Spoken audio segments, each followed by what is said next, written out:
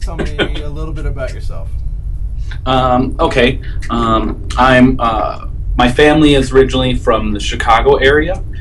We moved around a lot when I was a kid, but mostly we lived in Wisconsin, and so most of my kind of practice and directions in art started when I lived in Wisconsin when I was real young, and then I kind of have moved around and worked my way now to where I am in Pennsylvania. We have two kids. Our daughter is about 2.5 or two-ish, and our son is about 8 months old. And we just got here to Penn State Altoona. This is my second year teaching here. And I guess other stuff about me, my favorite film is Bill and Ted's Excellent Adventure. Good, good. Well, just explain GridWorks, and what the heck is all that about? Yeah, that's a very good question. I started kind of that path or that direction when I was in undergraduate school, and I had finished my BFA show, which was in painting and ceramics, and it got to a point where I had an extra semester to finish up after my show because I had missed a course or two here or there, so then, with my show out of the way, I was kind of like free to do whatever I wanted to in my studio work, and so I just started to think about like doing something really different. Back then, I was doing really kind of like large, abstract expressionist, sort of like really weird stuff, and I looked back through a lot of that stuff: drawings, sketchbooks, paintings, and the thing that kind of always came up in all of them were like squares or rows of squares, and so it was a really kind of practical thing. I thought, well, let's see what happens if I just only draw that sort of stuff. If I only draw that mark or make rectangles or squares, and then that kind of turned into grids, and then I really started kind of focusing on or thinking about what that would mean or what that might be, or where it comes from, so over time, my idea of what grids are or what they mean has kind of changed a lot.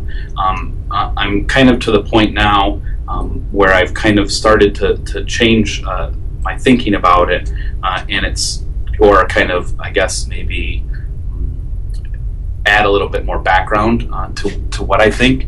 And it's, if I could kind of describe it really briefly, a grid is really just like our kind of like human way of looking at the world, of organizing, ordering, kind of putting things in their place. It's like our way of understanding.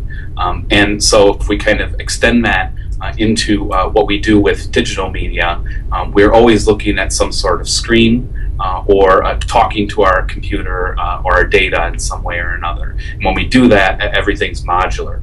If it's an image, it's made up of little pixels. Those are a grid. If we're writing code, it's probably in a fixed width font. So those are little text characters in a little box, and they're telling the computer what to do inside there with those kind of like little organizational kind of elements. So I guess the long and short is that I've started to kind of like explore that idea that like everything in a way could be kind of pared down to the kind of organization and relationships of individual parts to each other. And so grids maybe don't necessarily look like squares anymore, but they use that sort of same idea or approach, that there's these little kind of elements that we use to classify and organize information, and what we do with that organization, how we combine it, layer it, do other things like that, then we start to kind of get some really interesting things happening aesthetically. So overall, it turns into like I guess a really like formal approach, and aesthetically is just really kind of abstract and non-narrative, and kind of weird usually. Thinking, but really it's about like digital space now, right? So every time I'm looking into that computer, it's either a replication of real world into some sort of perspective system, which is grid-based, or else it's a flat space and it's made up of squares next to each other. So one of the things that long answer, sorry. No, it's a great answer. Are you kidding? One of the things that I think about a lot when I'm looking at your work is I think of the grid in graphic design. It's a way of a Swiss modernist way of controlling and regulating space, but in your work, the grid seems to almost fall apart. There's a lot more chaos to it. It's like anti-Swiss. And so could you talk about that and maybe, the idea of glitch? Yeah. Where that kind of came from for me, so early when I started working with grids, I started these books, and they were just like a sketchbook, and I would draw the exact same grid on every single page for the entire sketchbook, and it would change a little bit here and there. There's probably like 7 volumes of it. It's called the Book of Grids. And really, it's only been ever shown anywhere once. It's in a box in my basement, hidden away because I don't want anybody to see that. But what I started to realize, or what I started to play with, was that idea that the more you can do the same thing over and over and over again, even if it's really automatic, it becomes something that starts to have its own life. Or it has little nuances and differences between those kind of similar parts. We only notice those differences when we kind of compare them or look from one to the next in sequence. So if we made a series of the same grid drawing over and over again, and we animated it or put them in kind of visual sequence really quickly, it would look like that thing or that ordered system that's very kind of analytical would turn into something that was more chaotic, more alive almost. And that's what I was kind of working on when I started grad school. And somewhere in between there, I started to really also appreciate that idea that it does the thing that it's not supposed to do. So instead of it ordering and really classifying and organizing strictly, it turns into this thing that, like you said, is very kind of chaotic or uncontrolled. It's almost like it's something, now that I think about it, way back when I was interested in ceramics and Japanese tea ceremony, that idea of wabi-sabi or whatever, where it's control and uncontrol at the same time. So then the work started to kind of get into that idea, and I started to really try to break video files and break image files and make sites that looked really weird, and that got to be, to me, one of the most interesting things, that you start to see what's behind that image or what's inside of it, and you only see it when it's broken. When it works right, or when it kind of is really slick and polished, we don't get that chance to see the parts that make it up, or what's possible with those parts. And so that's led me over the last couple of years to really get more invested and more involved with glitch aesthetics and other artists that are kind of working that way. I just got a box in the mail a couple weeks ago from Rosa Menkman with her new book, Glitch Momentum, or Moment, in parentheses.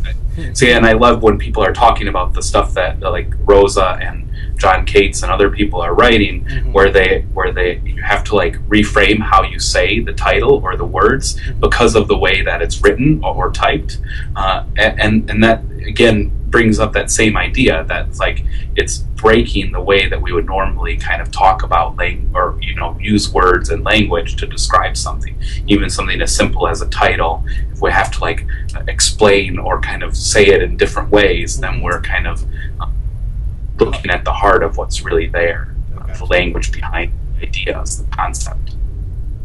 Cool. This is a question that may not be that that interesting or important to you, but I'm really intrigued by animated GIFs and the kind of resurgence, the kind of they've become real important together. That's very good. And animated GIFs. Yeah, could you just talk a little bit about animated GIFs and your attraction to them? Well, see, before we talk about them, we have to figure out if what kind of word we're gonna use to talk about them. Are we gonna say GIF, or are we gonna say GIF? No, I'm just kidding. No, I love that. To me, it's really funny joke because you read on the web, there'll be like programmers and stuff saying like, no, it was always intended to be GIF because of XY reasons. And then you hear artists talk about, and there's like GIFs, whatever they're called, I don't care. So I try to use both all the time. But to me, they're really interesting because of the history of the file format. That it was the only thing at some point that could be dynamic on the web. And so, with low bandwidth, so we couldn't, have streaming video or cool stuff like that. And so people found that workaround, created an image file that could have frames. And we kind of got better equipment, got better connections, all that kind of stuff. So they're almost unnecessary. And that's why they've become really interesting to me, the same way that like ASCII art is interesting. It's a kind of way or a kind of form that was used once upon a time because of limitations. And now those limitations don't exist anymore, but we haven't really explored what we could do with those things all the way. They were just kind of like a placeholder until we got a better machine or a better connection. Or something that could display images, like for ASCII art. Before graphics, all we had was text characters on the screen. That was like probably the first game that I ever programmed into a machine was from a book, and it was like some text characters that were supposed to look like a guy skiing down a hill, and you just use the arrow keys to like help direct them.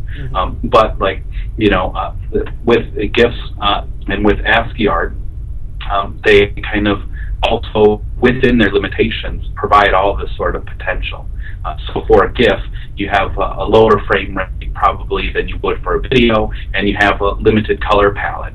And so by kind of adding those limitations or those restrictions in, you don't have to think about that anymore, and you can kind of play within what that does. I don't know if you've seen Jeremiah Johnson posted recently, like the last couple weeks, a couple of kind of GIF analysis things where first he kind of focused on that idea that in modern web browsers they try to smooth all the edges on every image, especially if it's low resolution. But if we're working on animated GIFs and low resolution stuff, we don't want that smoothing. And so here's the CSS that you would include to tell the browser to turn that stuff off. He did another one with what frame rates can you get away with when GIFs are loaded in the web browser. So like, what's the lowest number or the fastest change between frames? And it was like, 0.06 frames per second or something like that. So whatever, that's not right, but you know what I mean. So you can get away with, instead of like instantaneous change, it's something that's close, and it would be the same animation in different web browsers, because other times some of them don't support faster rates, or they kind of have a generic like round up to the next whole number sort of thing, and so it looks different. That's the sort of stuff that, like, I think, like, when people first started using those file formats, it was for a specific reason, because we couldn't have a video or whatever. And now, like, we're still sitting around like, oh, well, wait a second, there's some really interesting things we can do with that thing, or that file format, and that we can't do with other stuff, and that we can kind of still explore. There's still room there to play. So that's why I love them. I will probably make about 2 or 3 special or individual animated GIF works a week. I used to make more, and when I do them, I always make them in a series, so there will be like 4 similar things, and then I can play around with how I present them online, like organization, because they turn into weird stuff.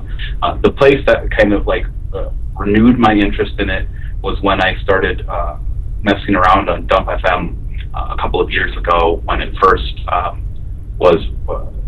got going, and I was probably on there pretty heavily for about a year or 2, and that's where, like, then I was just like, oh yeah, there's so much we can do with these images. They're gonna be so fun. And so that fast-paced kind of back and forth, people remixing and doing stuff like that, it was a lot of fun, and I learned a lot more than I probably would have just on my own, experimenting with it. Well, I'm also your latest works, the grid font. That's pretty recent, right? Yeah. Yeah. Well, explain those. What's happening? With the grid I've been making them for a while. This is the second one. Oh, okay. Okay. So for a while, I started kind of being curious about when I was working with grids in grad school, the idea of like coding or encoding text into pictures or into images, and then it just made sense to try doing it as a font instead, so that it could be a little bit more of an automated process. So we could just, highlight the text and use our own font, and then all of a sudden, instead of the language, have a drawing or something that's aesthetic, and it would be unique to whatever that kind of unique word sample is. So when I first started doing it, I was doing them all by hand as drawings, and then I started making fonts to help me do that quicker. And then from there, the idea started to be that, like, well, what's the point of using this section of text? Like, you could use the phone book and change it to whatever kind of pictures you wanted, and you'd still have the same result, or it would look similar. There would be no difference. So there has to be some sort of purpose or reason behind it. And so I stopped making those for a couple of years, and then this last year there was this idea that I had that would have been web-based, where you could just enter text and it would turn it into colored squares. So you would just have like the same background color and the same font color for each text character, and it was kind of like weird script. And I had someone work it out for me. It just didn't really. It was really clunky, and it didn't work out well. So then I was going to try that in processing, and then I just thought, well, I'm kind of beating around the bush, because color, it would start to look like digital camouflage or something. With the color, though, that kind of adds this unnecessary step in the process, because you would have to add that, and it will only display in certain instances or in certain formats and stuff like that. So anyway, that was problematic. I just thought, oh well, I could just draw the text characters into something unique or whatever, and then use that to translate the text, and I would put it in a way that they would match, or that there would be a relationship between the font and the text it was meant to display. So instead of it just being kind of random, like wingdings, I thought that, well, Solowitz writing is really kind of important to that sort of conceptual thinking that I was for that project. And so what if I translated sentences on conceptual art or something like that into a font that was made up of or text characters that looked like his instructions for a wall drawing. So like a really simple wall drawing, like vertical line, spaced. Well, I can do that, and then I add another rule in there, like I'll repeat that process, and each time you add two more, so that there were always even numbers, and then you do them vertical and horizontal and diagonal both directions, and then you really just, in whatever you're using to create the font. I was using FontForge because it's open source.